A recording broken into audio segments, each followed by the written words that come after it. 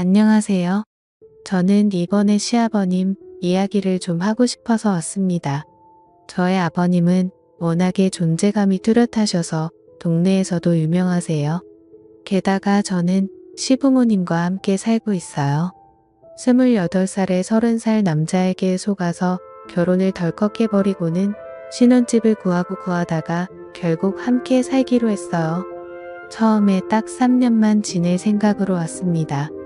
그러다가 결혼 후 3년째 되던 애의 시아버님의 우는 모습을 보고서는 조금 더 지내게 되었고요. 사정이 있었어요. 일단 저는 아이가 둘 있습니다. 첫애는 사내아이고 이제 초등학교 3학년이 되었어요. 제 말은 죽어라 듣지 않습니다. 거의 풀어놓고 키우고 있고요. 둘째 아이는 딸아이예요. 이제 6살 되었고 정말 큰 애처럼 키우지 않으려고 교육 방법도 바꿔봤지만 결론은 유전자 문제 같았어요. 마음 비우고 삽니다. 자기 엄마 말은 죽어라 듣지 않는데 신기하게도 할아버지 말이면 잘 듣습니다. 특히 첫 아이는 지금까지도 자기 할아버지만 찾거든요. 저희 시아버님은 예전에 조선소에서 용접하는 일을 하셨다고 해요. 그래서 뉴스에 배만 나오면 항상 예전 이야기들을 자주 하십니다. 그래서 그런지 모든 일에 열정적이시고 마치 불꽃 같은 남자 같으세요. 동네마다 가벼운 옷차림에 이곳저곳 참견하시는 분 계시잖아요. 저의 아버님이 딱 그러십니다. 늘 입는 옷도 비슷하세요. 흰색 난닝구에 하늘색 나는 바지를 입고 다니시거든요. 예전에 지방에서 사실 때는 근처에 사람이 적어서 덜 하셨는데 아파트로 이사 오게 되시면서 주변에 사람도 늘고 참견할 일도 늘어서 그런지 결혼 초반에는 아버님 얼굴을 뵐 일이 드물었습니다. 엄청 바쁘셨거든요. 아파트 엘리베이터 점검할 때도 가셨고요. 외벽에 칠을 새로 한다고 할 때는 집에서 창문 열고 소리를 지르시면서 꼼꼼히 칠해야 한다고 하시더라고요. 그때마다 저희 시어머님은 기운이 뻗쳐서 그런다고 허공에 삽질하는 것도 아니고 참 쓸데없는 곳에다 힘을 쓴다고 절레절레 하셨어요. 저도 아버님의 기준이 있어서 절대 집안 살림에는 참견하지 않으셨어요. 만약에 조금이라도 잔소리를 하면 그날부터 시어머님은 밥을 차리지 않으셨거든요.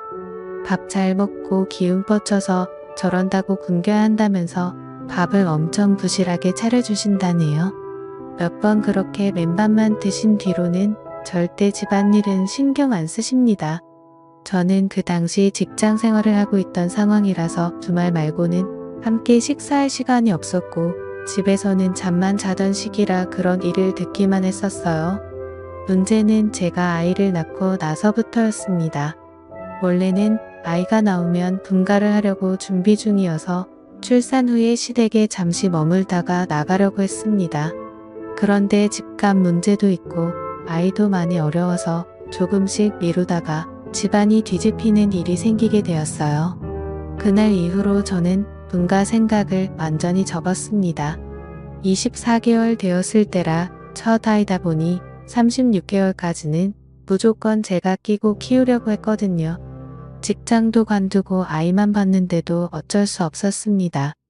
오후 1시부터는 아이가 늘 낮잠을 자던 시간이라 잠깐 마트에 다녀오려고 했거든요. 그런데 집에는 아버님만 계셨던 상황이라 사실 많이 망설였었어요. 저의 아버님이 워낙 열정적이시잖아요. 그래서 주변 친구들이 나중에 아이 낳으면 손주 사랑이 엄청나서 더 보고 힘들 거라고 사랑이 참견이 된다고 하던데 근데 신기하게도 전혀 그러지 않으시더라고요. 사내 아이는 손 많이 타면 약하게 큰다고 하시면서 자주 안아주지도 않으시고 조금 거리를 두셨어요.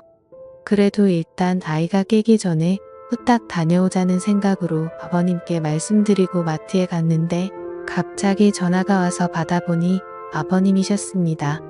빨리 집으로 들어오라고 소리를 치셔서 무슨 일인가 싶었는데 근처에 아이 울음소리가 들리더라고요. 속으로 앞불 싸고 밀던 카트도 내팽개쳐놓고 집으로 달려갔어요. 도착해보니 아이는 정신없이 울고 있고 아버님은 앉지도 못하고 어찌할 바를 모르고 계셨고요. 이마가 다친 것 같았습니다. 그 당시 저희 집 소파가 쿠션만 있는 게 아니라 소파 트리나무 조각으로 된 거였어요. 거기에 찍었다고 하더라고요. 이마에 상처가 난 것 같았습니다. 근데 피도 나고 자꾸 붓고 무엇보다도 아이가 계속 심하게 울어서 걱정이 많이 되더라고요. 그래서 아버님과 함께 아이를 데리고 응급실에 갔습니다. 저도 그때 엄청 놀랐습니다. 첫 아이고 저렇게 우는데 어떤 엄마가 가만히 있겠나요? 근데 침착할 수밖에 없었습니다. 그게 저의 아버님 때문이었어요. 넋이 나간 표정으로 앉아 계셨는데 어찌나 놀라셨는지 손가락이 떨리는 게 눈에 보일 정도였습니다. 거기서 제가 더 놀라면 아버님이 큰일이 날 것 같았어요. 문제는 시어머님이셨습니다. 어머님은 곧장 병원으로 달려오셨거든요. 병원에 들어오시자마자 손주가 누워있는 걸 보시고는 그냥 바닥에 주저앉으셨고요. 우리 손주 잘생긴 이마가 왜 저렇게 되었냐면서 난리를 치셨습니다. 그 소리에 놀라 아이는 더 울고 그러자 시부모님들도 더 걱정하셨고요. 시아버님은 아이 손을 잡고 계셨는데 계속 손주에게 미안하다고 하셨습니다. 사실 아버님이 미안해하실 문제는 아닌데 저도 잘못이 있으니까요. 그런데도 자꾸 미안하다고 하셨어요. 시어머니는 그런 아버님 옆에서 아이가 나중에 바보 되는 거 아니냐면서 첫 아이인데 이걸 어쩌냐고 계속 걱정하시는 바람에 결국 아버님이 오셨습니다. 그때 아버님이 우는 모습을 처음 봤어요. 어머님은 아버님 옆에서 당신도 머리를 다친 거냐고 다 늙어서 왜 우냐고 소리치셨고요. 계속 아이 옆에 계시면 더 힘드실 것 같아서 밖에 대기실로 모시고 갔습니다. 그러자 아버님은 갑자기 기도를 하시면서 차라리 나를 데려가라고 하시며 우리 손주 아무 문제 없게 해달라고 기도를 하셨고요. 그때 처음으로 저희 시아버님의 손주 사람이 정말 대단하다는 걸 알게 되었어요. 근데 또 어머님이 아버님 옆에서 같이 기도하시면서 그러라고 차라리 이 사람을 데려가라고 아주 대놓고 기도하시더라고요. 물물 교환도 아니고 그 와중에도 웃음이 났었네요. 다행히 아이는 아무 문제가 없었습니다. 처음 경험해보는 통증이라 아이가 많이 울 수도 있다고 했고요. 산에 아이 키우다 보면 어디까지는 건 일상이라서 괜찮다고 하더군요. 남편도 도착해서 와 있었고 아이는 점점 진정이 되었는데 저희 아버님은 계속 손을 떨고 계셨습니다. 오시는 내내 그러셨어요. 아버님은 다음 날 바로 거실 소파를 다 버리셨습니다. 쿠션만 있는 소파로 바꿔버리셨고요. 집안 구석구석 날카롭거나 모난 곳은 다 스펀지를 붙이셨어요. 그날 이후부터 아버님이 완전히 달라지셨습니다. 정말 손주 사랑이 엄청나신 분이 되셔서는 조금이라도 아이가 이상한 행동을 하면 본인이 걱정하시고요. 제가 그것 때문에 아이에게 지금까지도 공부 잔소리를 못합니다. 공부 때문에 혼을 내면 아이가 아니라 아버님이 옆에서 엄청나게 걱정하시거든요. 게다가 저희 아이는 언어 발달이 좀 느렸어요. 원래 24개월 정도면 말도 따라하고 그런다는데 저희 아이는 36개월이 지나서야 말을 했습니다. 그것 때문에 아버님이 아이 옆에 붙어서 한글 공부도 해주시고 책도 읽어주시고 친엄마도 못하는 것들을 정말 지극정성으로 해주셨습니다. 다만 아이가 처음 말을 하게 되었을 때 저희 어머님에게 할머니가 아니라 할마말마 이랬거든요. 아마 할망구 소리를 자주 들어서 그런 것 같았어요. 아버님의 손주 사랑은 동네에서도 유명했습니다. 어딜 나가는 손주와 함께 나가셨고요. 어린이집도 아버님이 직접 데리고 갔다가 마중도 나가셨습니다.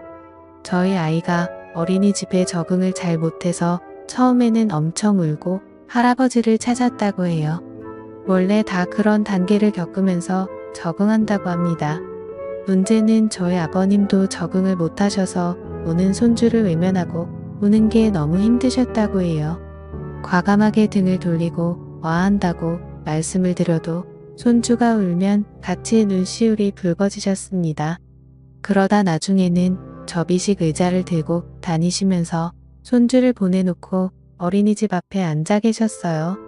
거기 앉아 계시면 저희 아이가 어린이집에서 놀다가 창밖으로 할아버지가 있나 없나 찾아본다네요. 그때 아버님이 앉아 계신 걸 보면 활짝 웃는데요. 그때 손주가 웃는 걸 한번 보신다고 거기 그렇게 몇 시간을 앉아 계시다가 우셨습니다. 그런 아버님 모습에 분가하는 건 상상도 하지 않게 되었고요. 그래서 저희 아이 어릴 때 찍은 사진들을 보면 늘 옆에는 아버님이 계십니다. 그리고 시선은 항상 저희 아이만 보고 계셨고요. 볼 때마다 울컥해요. 저희 아이도 유난히 할아버지를 잘 따랐습니다. 항상 아이 방에서 재우고 나오면 나중에 아침에는 할아버지 옆에서 자고 있더라고요. 왜 그런가 알아봤는데 밤에 화장실 가고 싶어서 일어나면 무조건 할아버지에게 간다네요. 그럼 또 아버님이 일어나셔서 손주 데리고 화장실 가셨다가 다시 재우신다고 하셨어요. 그렇게 저는 둘째도 낳았고 이쁜 딸아이를 낳았어요. 둘째 손주도 이뻐해 주시긴 했지만 그래도 첫째한테 정말 남다른 애정을 쏟아주셨습니다. 첫 아이는 거의 아버님이 키우신 것 같아요. 그러다 저희 아이가 유치원에 다니게 되었을 때 한번 난리 났었습니다. 그땐 저도 화가 많이 났고요. 유치원에 다니고 나서부터 사실 좀 걱정이 되었습니다. 조부모 손에 자란 아이들이 많이 싸운다고 들었는데 오냐오냐 하며 자라면 특히 그런다고 했습니다. 저희 아들 경우에는 조부모 손에 큰 게 아니라 그냥 품속에 있다가 유치원에 간 거잖아요. 만약 그 말이 사실이면 얼마나 많이 싸우겠나 싶었습니다. 그래서 저는 늘 아들에게 절대 싸우지 말라고 차라리 맞고 다녀도 되니 절대 때리지 말라고 심심당부했고 매일 아침마다 싸우지 말라고 이야기했습니다. 그런데 한 달쯤 지나자마자 유치원에서 전화가 오더니 저희 아들이 싸웠다고 하는 겁니다. 그때 정말 가슴이 철렁 내려앉았습니다. 올 게 왔구나 싶었어요. 대부분 자기 아이 걱정부터 한다는데 저는 무조건 상대 아이는 어떠냐고 물어봤습니다. 저희 아이가 할아버지의 사랑 때문에 덩치가 좋았거든요. 상대 아이는 상처가 없는데 그 아이가 저희 아이를 물었다고 했습니다. 그래서 팔에 물린 자국이 있다고 하더라고요. 저는 오히려 마음이 편해지더군요. 그래서 괜찮다고 이야기하고 그날은 제가 아이를 데리러 갔어요. 보니까 활짝 웃고 다 좋아 보이는데 팔뚝에 이빨 자국이 크게 나 있더라고요. 저도 부모인지라 상처를 보니 화가 좀 나긴 했는데 제 아들이 물었으면 자국 수준으로 안 끝났을 거라 차라리 다행이라 생각하고 집에 왔습니다. 집에 오면서 또 심심당부했어요. 절대로 할아버지에게 싸웠다고 이야기하면 안 된다고, 특히나 물렸다는 소리는 무조건 하면 안 된다고 했습니다. 최대한 상처를 가리려고 긴 팔을 입히고 반창고로 가렸거든요. 아이에게도 심심당부했고요. 근데 아버님은 귀신같이 아시더라고요. 참 신기했네요. 아이가 노는 모습을 보시다가 팔을 왜 그렇게 움직이냐고 하시며 아이에게 다가가셨습니다. 그러면서 팔을 걷어붙이고 붙인 밴드도 떼어버리시더라고요. 그리고는 아이 머리카락 사이사이를 보면서 다른 상처 자국이 있나 살펴보셨습니다. 사실 그건 저도 안 했던 건데 아버님이 다 살펴보시더라고요.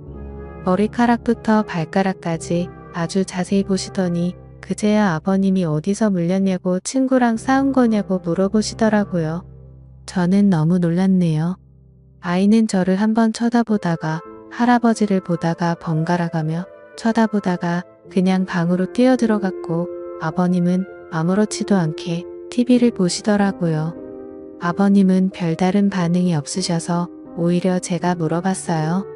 크게 물린 것도 아니니 너무 화내지 마시라고 했습니다.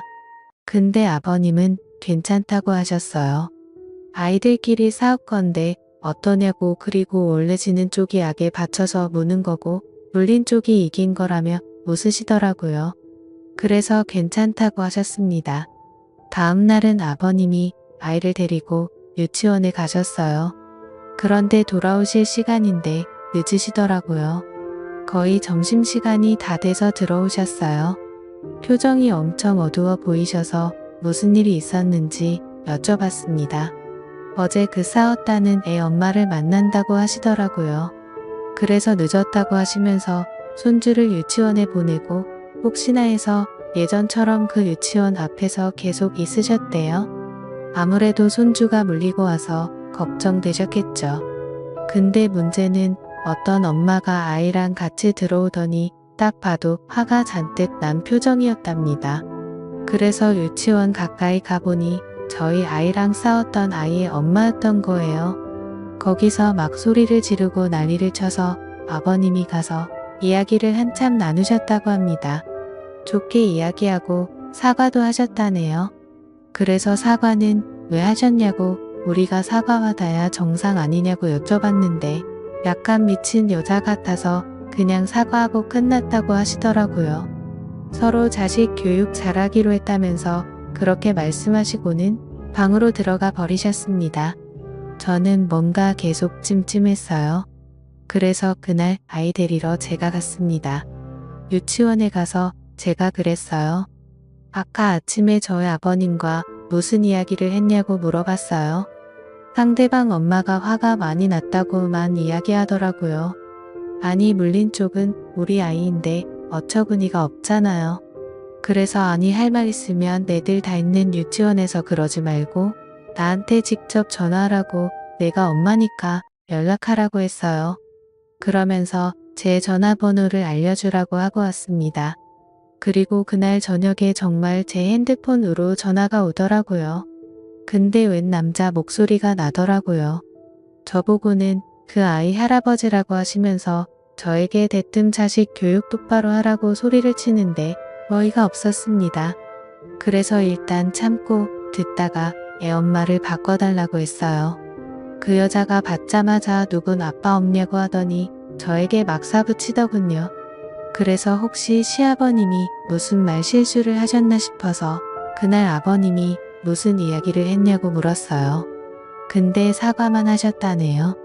나이 많은 사람이 사과하면 그냥 곱게 넘길 줄 알았냐고 그러더라고요. 그때 뚜껑이 열리더라고요. 물린 건 우리 아이인데 딱 봐도 아버님이 잘 넘기려고 사과하신 건데 그때 내가 있었으면 어림도 없었다고 했습니다. 한번 상처난 곳 사진 찍고 일 키워볼까요? 라고 소리를 질렀습니다. 그러자 다시 남자 목소리가 나더니 저보고 말 가려서 하라고 또 막 소리를 치는 겁니다. 자꾸 저에게 나이가 어쩌고 하면서 뭐라고 훈계를 하길래 누군 아버지 없습니까? 우리 아버님은 조선소에서 용접하던 상남자인데 바로 바꿔드렸죠. 근데 그때 제가 참았어야 했어요. 일이 걷잡을 수 없게 커졌거든요. 아버님은 전화를 받자마자 거의 전화기를 씹어드실 정도로 소리를 지르셨어요. 그러다가 대뜸 그럽시다. 만나서 이야기하자고 하더니 전화를 끊으시더라고요. 속으로 와 진짜 큰일이 났구나 싶었네요. 그러면서 나가려고 준비하시는데 대부분 밖에 나갈 때 외투를 입잖아요. 근데 저희 아버님은 정반대십니다. 위에 티셔츠를 벗으시더니 란닝구만 입고 나가시더라고요. 참고로 4월이었어요. 가서 확 물어버린다고 하시면서 나가시더라고요. 저도 너무 걱정돼서 무작정 그냥 따라 나갔어요. 유치원 건물 앞에서 만나기로 하신 것 같더라고요. 그쪽도 애 엄마랑 할아버지랑 둘이 나왔더라고요. 만나자마자 그쪽 할아버님이 저에게 자식을 어떻게 키웠냐고 소리를 쳤고 아버님이 그때 폭발하셨고요. 우리 손주가 뭘 어떻게 컸는데 그러냐고 사실 저희 첫째는 아버님 이거에 키우다시피 하셨잖아요. 엄청 화가 날 만도 하셨죠. 물린 건 우리 손주인데 우리한테 뭐라고 하냐면서 따지자 상대의 엄마가 자기 아이가 겁이 나서 물었다고 제 아들이 덩치가 커서 다른 아이들에게 겁을 준다고 하더라고요. 그날도 제 아들이 싸운 게 아니라 다른 애들 싸움을 말렸다고 해요. 제가 늘 싸우지 말라고 싸움은 안 좋은 거라고 귀에 못이 박이도록 이야기를 해서 본인만 안 싸우면 될 것을 다른 애들이 싸우는 것도 말리려고 했나 보더라고요. 덩치 좋은 애가 나서서 하지 말라고 하니 제 아이 팔을 물어버린 거고요. 그렇게 어르신 두 분이 서로 소리를 지르고 있는데 갑자기 그쪽의 엄마가 저희 아버님에게 왜 했단 말을 계속 하냐고 물린 이야기를 몇 번째 하냐면서 물린 게 중요한 게 아니라 겁을 느꼈다니까요. 하며 할아버지 치매예요 이러는 겁니다. 근데 또 저희 아버님은 그 소리에 갑자기 위축되시는 것 같았고요. 순간 제가 눈이 확 돌아버렸어요. 지금 뭐라 했냐고 정신이 나갔냐니 지금 뭐라 했냐고 소리를 질렀어요. 그러자 그쪽의 엄마가 두 사람 다 치매냐고 하며 했던 말 반복하게 하는 재주가 있냐고 하더라고요. 제가 비록 저희 아들에게 싸움은 나쁘다고 했지만 살다 보면 싸워야 할 순간이 있더라고요. 그의 엄마를 확 밀치며 빨리 사과하라고 했어요. 사과 안 하면 가만 안 둔다고 걸어서 집에 못 가게 만든다고 소리를 질러버렸고요. 그 엄마 어깨를 잡고 사과하라고 소리를 쳤는데 제 팔을 물더라고요. 이게 제가 물려보니까 진짜 얄받더라고요. 우리 아들은 어떻게 참았나 몰라요. 곧바로 머리채 잡고 난리가 났습니다. 그러자 양쪽 아버님들은 말리느라 정신이 없었고요. 그러다가 경찰차도 타보게 되었습니다. 잡혀간 건 며느리들인데 경찰서에서는 아버님들끼리 또 난리가 났어요. 나중에 양쪽 남편들이 도착해서 서로 사과하고 잘 마무리돼서 집에 왔습니다. 저희 아들은 할머니랑 TV를 보고 있더라고요. 머리가 산발이 돼서 들어온 제 모습을 보고 놀라서 저보고 싸웠냐고 엄마는 왜 싸웠냐고 묻더군요. 그날부터 교육 방식을 좀 바꾸기로 했습니다. 싸워야 할 땐 싸우라고 했습니다. 대신 물지는 말라고 그건 짐승들이나 하는 짓이라고 했어요. 그날 이후로 저는 유치원에 잘 안 갔고요. 아버님이 데려다주고 데려오고 해주셨습니다. 솔직히 제가 그의 엄마를 만나면 못 참을 것 같았거든요. 아버님은 그날 저에게 정말 잘했다고 내가 속이 다 후련하다고 하셨습니다. 근데 그때 정말 엄청나게 화가 많이 났었습니다. 지금 와서 생각해도 신기해요. 그렇게 시부모님과 함께 지낸 지도 10년이 넘었네요. 저의 큰내가 이제 초등학교 3학년이 되었으니까요. 아버님의 손주 사랑은 여전하십니다. 늘 아이가 학교에서 오면 이마에 뽀뽀를 해주세요. 예전부터 지금까지도 다른 곳이 아니 이마에 하십니다. 그때 생긴 상처가 거기에 있거든요. 그 상처에 뽀뽀를 해주시면서 늘 가슴 아파하십니다. 엄청 작은 상처인데 그게 눈에 밟히셨나 봐요. 제 아이도 할아버지에게 오면 이마를 갖다 댑니다. 제가 직접 낳은 자식인데도 가끔은 싫을 때도 있고 미울 때도 있는데 어쩜 저렇게 한결같이 손주를 이뻐해 주시는지 가끔은 제 아들이 부러우기도 해요. 제가 이 글을 쓰게 된 이유가 옷장 정리하다가 생각나서 썼거든요. 아버님 옷장을 보니 외투가 많아졌더라고요. 그래서 마음이 좀 무겁네요. 예전에는 난닝구의 하늘색 반바지 한 벌이면 봄, 여름, 가을은 끄떡없이 쉬었는데 그러고 보니 요즘은 난닝구만 입으신 적이 없네요. 그것도 이제 알았네요. 시간이 많이 흘렀습니다. 저도 시아버님 덕분에 경찰서도 가보게 되고 그 이후로는 절대 그런 일은 없었지만 참 많은 일이 있던 것 같습니다. 어쩌면 그때 저의 아이가 이마를 다치지 않았다면 이런 추억은 없었겠죠. 저희는 분가했을 테니까요. 그러고 보면 정말 소중한 상처인 것 같습니다. 나중에 제 아들이 더 커서 교복을 입고 군복을 입고 양복을 입을 때까지 아버님이 제 아들 곁에 오래오래 계셨으면 좋겠습니다. 이마에 뽀뽀도 해주시고요. 제가 준비한 이야기는 여기까지입니다. 아버님의 손주 사랑이 너무 크고 넘쳐서 그 사랑이 온 가정에 다 스며든 것 같습니다. 참 따뜻하네요. 사랑이 아무리 따뜻해도 난닝구만 입으시면 안 됩니다. 외투 많으시다니 다행이네요. 오래오래 손주 곁에서 건강하게 더 행복하게 지내셨으면 좋겠습니다. 감사합니다.